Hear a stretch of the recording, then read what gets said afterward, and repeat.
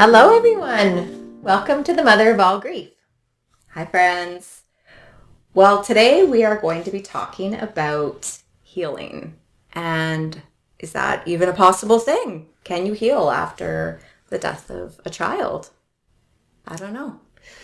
Well, what we've been learning and we've been speaking about to each other is how you'll never be healed. That's right. That it's this ongoing thing about not choosing, but because it happens anyways, but that we're just always healing. I think you're right, though. It's a choice. You choose to heal. And there's a lot of people, I think, that are stuck in their grief and they don't know how to get to that next step of healing themselves, of, I think, healing maybe even as a family unit. Because when a child dies, you're broken. You're shook. And I know for myself, I didn't think we would ever heal again. I thought we would just always be broken.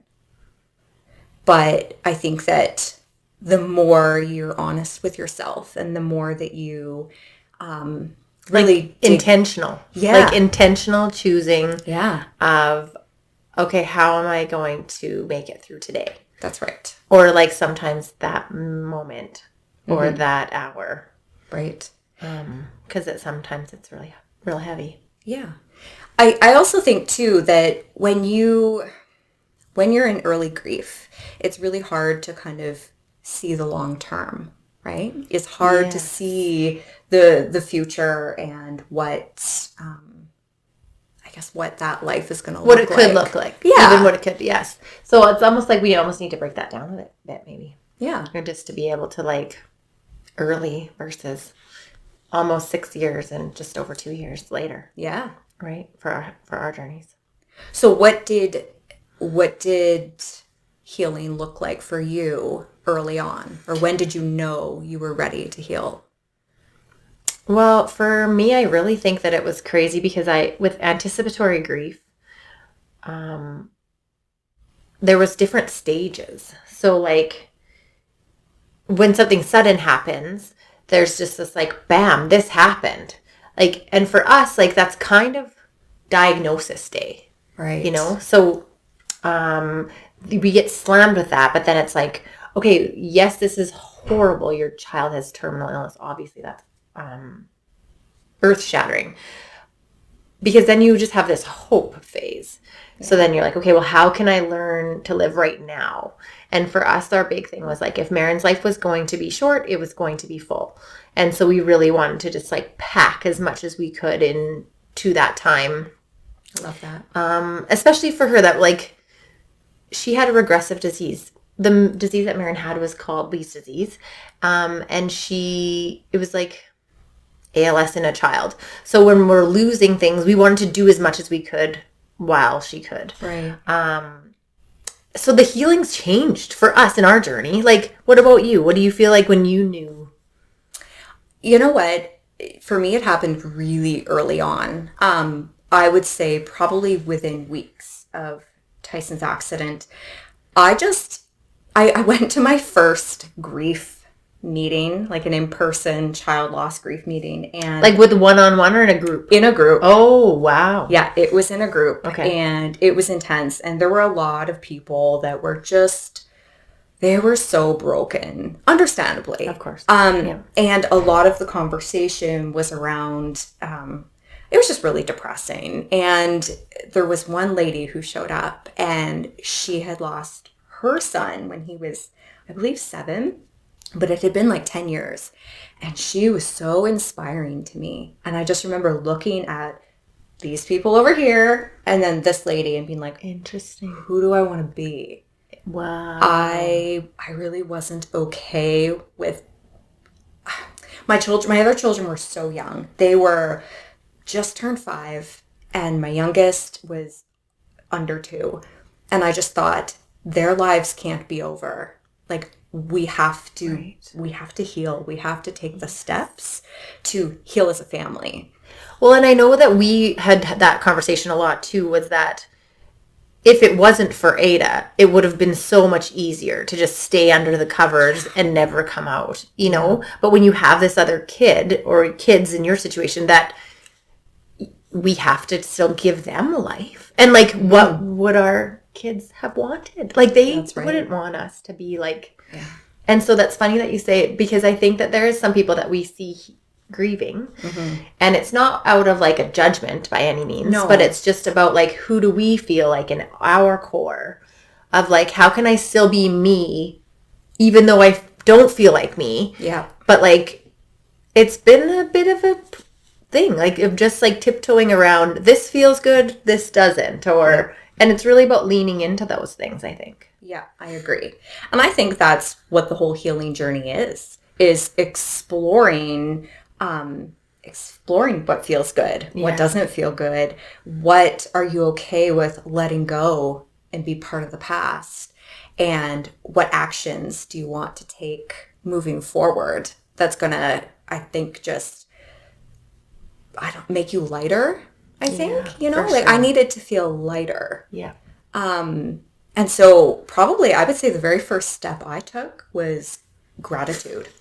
And I remember when someone had suggested, can you find something to be grateful for? And I went, oh, like, no, nothing. Sorry. And how can you expect that of me? I can't be gracious right now because my kid just died. It was like, to me, it was like so stupid. I was like, what are you thinking?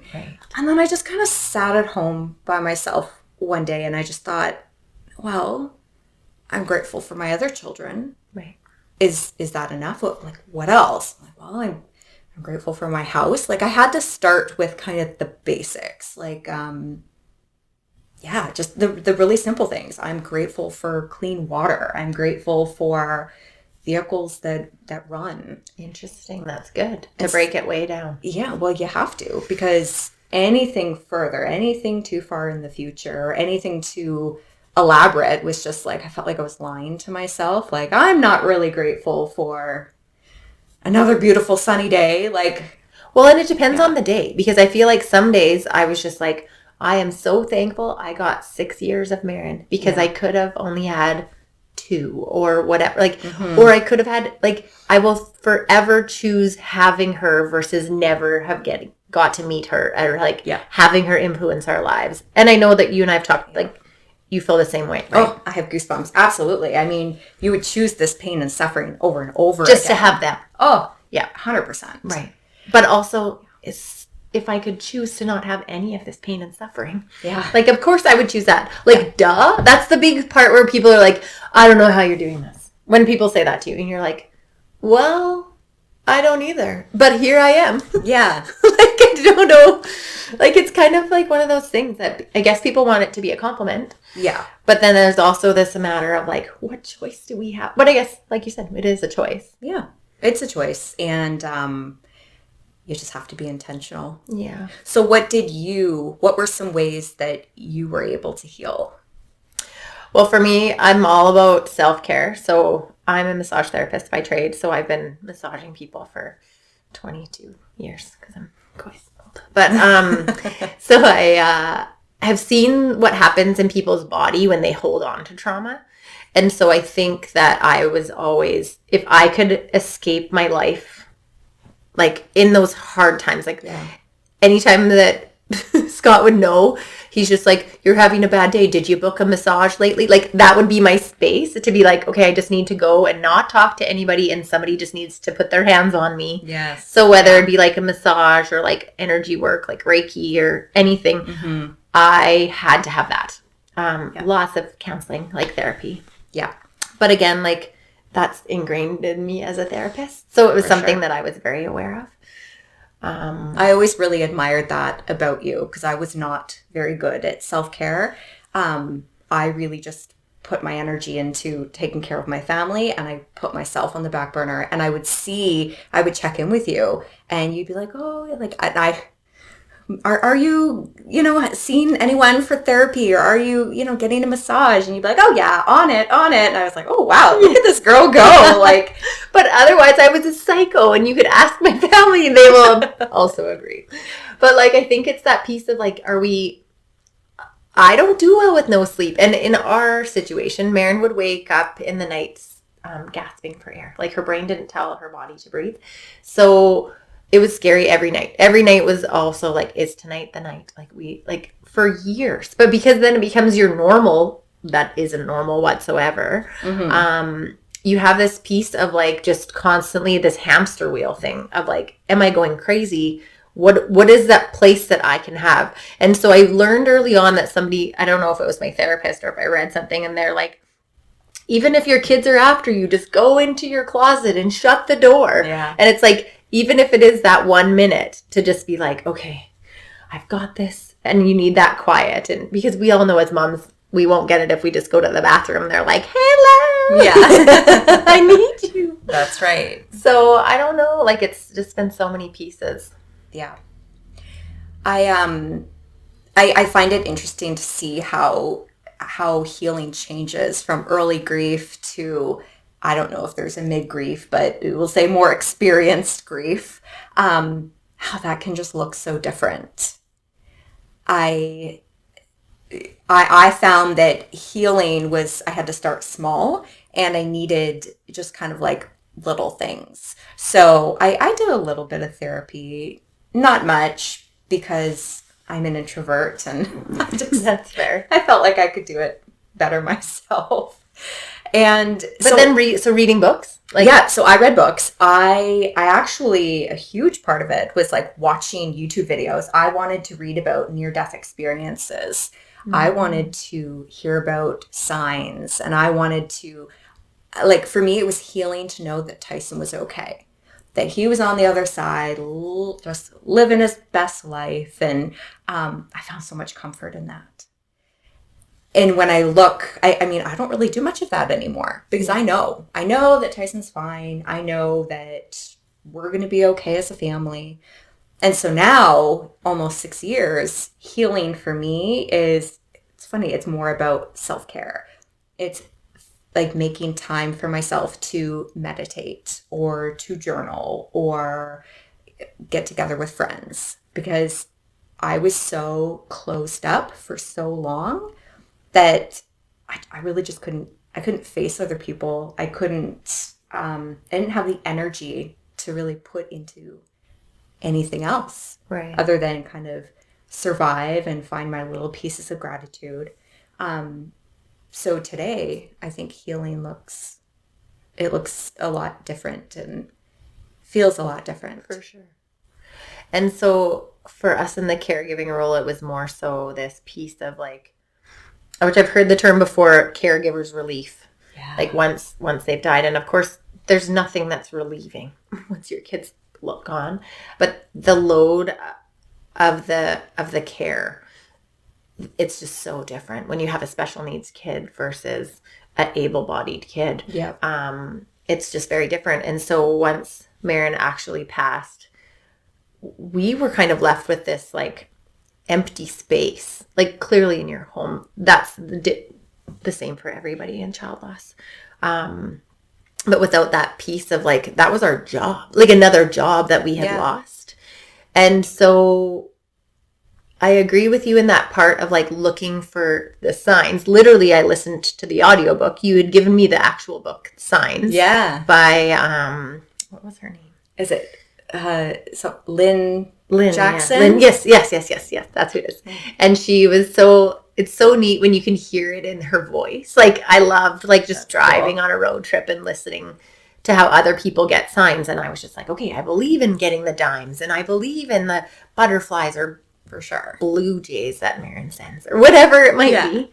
And I love to hear other people's signs. Yeah, I agree. It's just like little confirmations that they're okay. Absolutely. I remember Marin was still alive at the time when a friend of ours, they lost their son suddenly. And the bishop had said, if you've ever spent time with a 3-year-old, you know that they live every day full on. Yeah. And so he's like, when I do a lot of funerals for old people, I can't say that. And so I was just like, this is what it is about losing a child. Like, every day a kid lives like, oh my gosh, this day is like massive, versus like we become complacent as we get older because we are like gifted this time. And I think that that's a crazy thing about child loss, is that we really learn the gift of time. Yes. Yeah. From that. So that it's this whole presence piece that I feel like I wanted my healing to be. Of like, oh, I'm out for a beautiful walk in the snow here lately. But like, what's beautiful? And like, that kind of goes back to your gratitude piece of being like, okay, maybe I left the house feeling really anxious and like feeling really upset, but then what can I do to like drop that and be like, this is what I have. These are the things that are good in amongst some really crappy things too.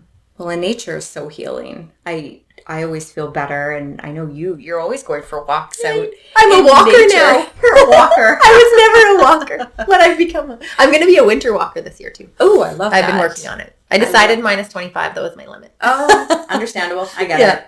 Okay, so then I have a question.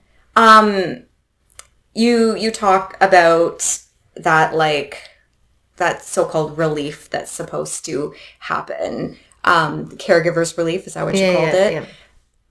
When, after Marin had passed, did you feel any guilt? And did you have to work through forgiveness as part of your healing? Oh, that's a good question. Yeah. Because I can answer that for myself, but my husband or other family members might say something totally different. So because I had done so much on that 4 years of like lots of work with my grief therapist and lots of different things, I knew, and I still believe, there is no room for guilt with grief. We are all doing the best that we can all the time. Yeah. And even if there's pieces that we didn't do perfect, we're human. Like, and learning to give ourselves grace through all of that. Yeah. But again, there is still things that I'm like, oh, I shouldn't have been mad about this. And like, you know, we all have that piece. Yeah. But I can only imagine with something sudden for you. Like, now I'll ask you, like, what about grief and guilt for you? Oh, that's a heavy one. Guilt.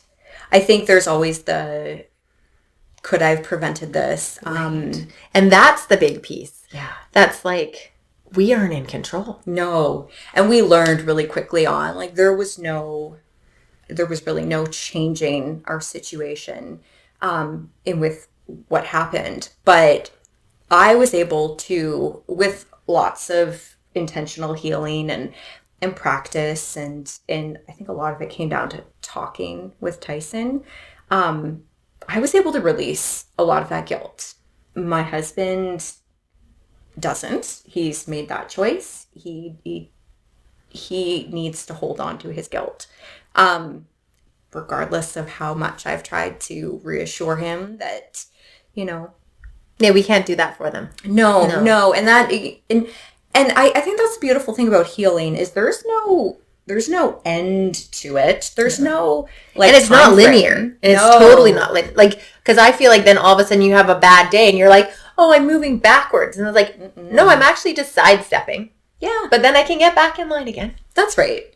Yeah. And I think that with like his guilt, he just kind of felt like, no, he's going to hold on to that. But that's how he feels now. Right. He might feel different 10 years from now. Something incredible might happen to him one day that makes him change his mind or helps him forgive himself. But I want to go back to how you said talking with Tyson. Yeah. So, like, I think that I can't just say just guys are skeptic of that kind of thing, but for sure, like, mothers have this like connection with these babies. For sure. Like, when they're in utero, when we're still pregnant, we're talking to our babies. That's right. When they're sleeping, we're talking to our babies. Like, all of these things. So I think that that's kind of the beautiful piece that you and I have embraced of talking to our kids on the other side. Some people can think that we're crazy, and I'm okay with that because when you're in that situation, then you can, you know, make your own judgments about that. But that has been a piece that brings me peace as well. So do you want to talk about that a little bit? For sure. Yeah. I I started talking to Tyson right away. I was always a believer.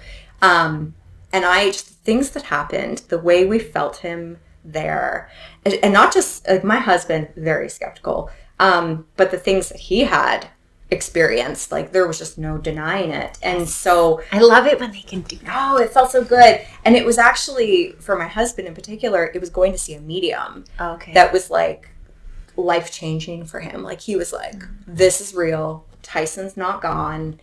I can feel him. And I think that was probably the start of his healing. And that whole piece of like, even if his physical body is no longer here, his soul is with us. Like, because we are just embedded, right? That whole piece of us being okay with that. Yeah, I agree. Just being able to connect with them and know that they're there is so, it's just so healing. Do you find that, like, for me, if I'm a beautiful sunset or a beautiful sunrise or whatever, like right the first couple days after Maren died, I was just like, we were out at the lake when it happened, and so I would go down to friends of ours have this like little like beach, and I would just sit there and I'm talking to her. Like, it's just like, I think that's why nature is great, because it's like this vast part of like the open skies. Like, I just felt that connection. So it was like, where can I be to feel connected to her? That was it for me, really. For sure. Quickly. Well, and you know what? Actually, my experience was kind of the opposite, because Tyson passed away outside. I couldn't be outside for a long time. Yeah, and so that was very triggering for me. Oh, that's so sad. And it wasn't until the weather kind of picked up and changed and the sun came out that I was able to feel him outside. But I would say probably for the first 6 months of our journey, I felt Tyson more just inside. Interesting. You know, like playing with his little train table set, or where he always sat on the couch and things like that. So that's where I connected with him. But now it's, you know, we feel him just everywhere and all the time. And, you know, the owl flies and swoops by, and you feel his presence in that moment. It's really special. But just to actually go back to kind of the grief and guilt thing, in terms of signs, Tyson, there were some questions that we had regarding his death. And I remember talking to him and being like, is this how it happened? Like I'm just so confused, because we were so confused. We were so frustrated and heartbroken. And I think also just needing to like release some of that guilt. And every time I would say, like, this is what I think, this is what I believe, like, we got to keep you, like, you were going to leave anyways. It was your time to go. You weren't going to live past 3. Like, is this the truth? And, like, something crazy would happen. Like, you know, a bunch of snow would fall off a tree in that moment. Or I remember telling my sister it on the phone, and then all of a sudden the phone would start going crazy, and we'd hear all these beeping noises. Cool. And it was like Tyson was validating what I needed to hear in that moment, like that thought even. Yeah, to kind of like validate the truth. And that really helped me release some guilt and find, I guess, some peace in his accident and how just how it was meant to be. You know, there was no changing it. And so that was just that was a really, it feels like life was just full of these steps of like, this happened and I healed a little bit more. And then this happened and I healed a little bit more. And over time, you just sort of like step back from it and you're like, wow, I've come really far. Right. And like, I'm doing the thing. I'm healing. I'm continuing. And I know I still have things to work on. You know, I mean, if you walk up to me and you have 3 boys, I don't want to talk to you. No, we laugh because of like our weird sense of humor, so I hope that people will understand. But it's like, no, we love people that have 2 girls, or like, but it's that part of like envy that of course, like, and I hope that people can see like that, of course. Yeah. Like, well, and I think that like when I see somebody with 3 boys, I have 2 thoughts going through my mind, and it's very like split personality here. I look at them and I go, oh my gosh, like, oh, I love you so much. I just want to cuddle all your boys. But then I'm also like, oh, I kind of hate you because you're living the life I want to be living. And eventually I'm hoping that I won't have that feeling anymore. And I'll just look at them with 3 boys and go, oh, what a beautiful family. Right. Like, you are so I don't know blessed. that envy's ever going to go away, though. I don't know. And I think that's the beauty of healing is it could not. And also being able to just be comfortable enough to admit that. Yeah, for sure. For me anyways, that I'm just like, oh yeah, you've got 2 daughters. You're living my dream. Yeah. Like, and I mean, especially in like a small town, like if there's people that have kids the same age as yours, I think that it's even like, I know that for those moms that had kids at the same time, like they see me and they still have it. Like then there's this, go back to that guilt thing again, because I think that those are the ones that all of a sudden they see me doing okay, that they're like, how? Because I can't picture that piece or whatever. It is such a loaded. Healing is, it's very loaded because there's so many layers to it. And like you said, it's not, it's up and down, and I feel like healing and grief, they go together. Oh, I know what I was going to say. I was thinking about a thought and then I missed it. But so I remember early on, so Marin died August 16th. So it was a Tuesday. So then that next Tuesday, so do you remember that phase where you're just like, oh, it's been another Tuesday. It's another Tuesday. And then it was like, oh, it's the 16th. So it's been 3 months. Yeah. Oh, it's been 6 months. And like, I'm like, when is that going to be okay? When is it okay that it's a Tuesday and I'm not going to, I didn't think that was going to happen. Yeah. I just have Tuesdays now. Yeah. You know? Right. Like the 16th, I was like, oh, it's the 16th. And I'm like, blah, blah, blah, blah. Carry on about your day. Yeah. But for some reason, like February 16th, because that was like 6 months, that still kind of got to us last year, even though it was like 18 months. Really? There was something about an unraveling in our families that, like, Interesting. Maybe it was the moon, maybe it was like, I don't know, but I think it was because the previous year that build up to that 6-month milestone. Yeah. Do you remember that? You know, to be honest, I didn't go through that a lot. I went more, and I think, I don't know, maybe it was because it was a sudden, unexpected, but for me, it was more like, he was here last week. Oh. He was here last month. And like when the new year came, I was like, he was alive in 2019 and now it's 2020 and he's never going to have lived in this year. Yes. So it was more things like that. I didn't necessarily look that, oh, it's just another Saturday or it was the 2nd of a month. I didn't fixate so much on that, but kind of the same thing, just in a different way. Totally. I would say in those first couple of weeks, it was like, but he was here yesterday. Because it was this disbelief of... That's fair. Of like... You didn't know it was coming. Yeah. He was just like, he was here a week ago. Yeah. You were just living normal. And then you weren't. And then it was just, Even today, like, I flipped the calendar because it's the first of the month today. And I was just like, oh, it's another new month. Like, so I still, like, so I think every year, like, of course. Yeah. But that's probably for another episode. Yeah. I'm just...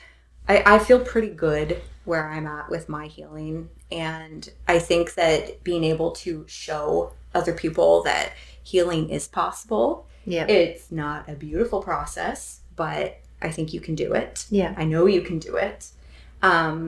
Healing also, so talking about that, we also have seen like mediums or intuitive, like I've spent time with an intuitive life coach that had helped me throughout our journey.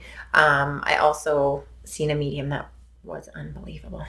So it's just like when you have those people that can make you feel like you're having a conversation. Yes. With your lost kid. It's such a gift. Oh my gosh. Like, and so now we have like our annual check-in to just it. like go, and that's been a big, big piece for me. Journaling was good for me. I actually like journaling. Yeah. It's not for everyone, but I'm really bad for just like all in for a little while. And then I kind of back away. Like, as we all do, the wheels fall off. You're a binge journaler. Yeah, binge. Yeah, for sure. Automatic writing, though? Yes. Like, do you ever do that? Yes. So for those who don't know what automatic writing is, it's where you get yourself almost into like a meditative state. And you're connecting with your loved one and you just start writing. you don't think about it. You just kind of let your hand do the work. And sometimes it's helpful to ask a question like, do you have any, I don't know, any wisdom for me? Or do you have anything you want to tell me? And just let it flow and trust that the thoughts that are coming in. Yeah. That's very cool. I need to do some more of that. Yeah. But even the meditating piece was real tricky for me. I hated meditating. Really? At the beginning of Marin's journey was just like, that's not for me. But about a couple of years in, and I was struggling, and then I started to meditate, and just like this free app that I had, and it was like 8 minutes or 12-minute meditations, and her voice was just like a warm blanket, and I could figure out how to do it. And so it was learning how to do, I don't meditate that much now with like a guided meditation. Yeah. But it was a good way to help that healing of learning how to like settle the noise. Yes. Because I think that then you can hear more learning sure. how to shut that off. Absolutely. I agree. Yeah. I had this music. I never did guided. I just listened to this one song over and over because to me, it sounded like what heaven would sound like. Oh. And so when I was there, when I was in that moment, it just felt like I was with him and he was just going to come around the corner at any moment. And that was...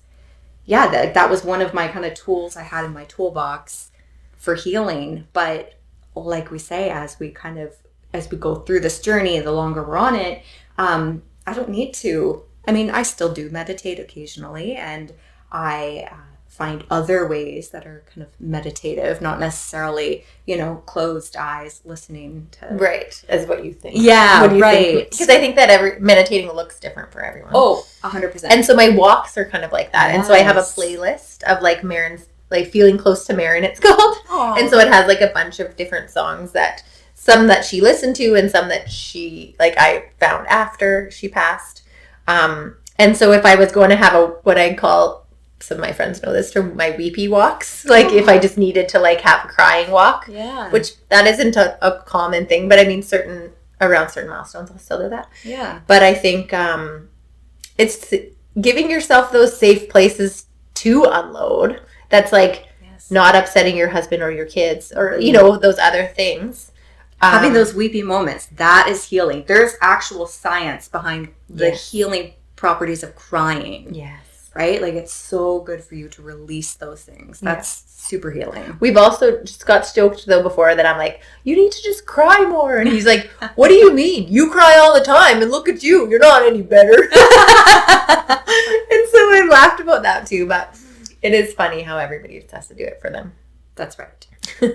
So I think just to end this, we were thinking it would be really cool to share some of the signs that our kids have sent us on our journeys. And that we want to hear other people's. Yeah. Because I just love hearing all that kind of stuff and I can't get enough of them. For sure. For other people's. But when we were talking about naming the podcast, we had quite as you can think of, naming anything is always so hard. Yeah. And so we were tossing around several ideas. And then Leanne, maybe Jordan, we don't know. We don't know. Jury's out. Came up with the mother of all grief. Yeah. And so I was like, oh my gosh, I think that's it. Like, I think we've got it.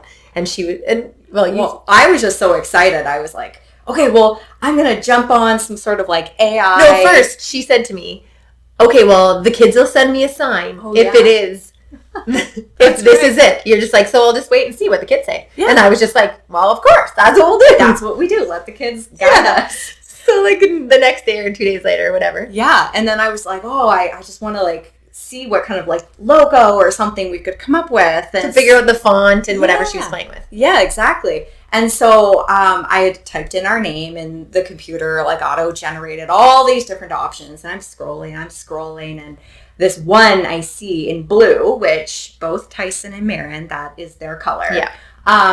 In blue, it says TM, the mother of all grief. Like in like a big just a box of blue, like a stamp of approval. Yes, absolutely. And TM, Tyson, Marin. Like, where's the G? Like, why was there no TMG? Like, the mother of all grief. Like, it was just TM. The mother. Hi, kids. Hi, guys. Like, it was so cool. That was amazing. I still think that it's like, I still am just like, they're like, hurry up, Mom. Let's get this on. Yeah, get started. Stop getting in your own way and make it happen. For sure. So I love that. It's so fun. So if you have any, please email us on our email, themotherofallgrief@gmail.com. Yes.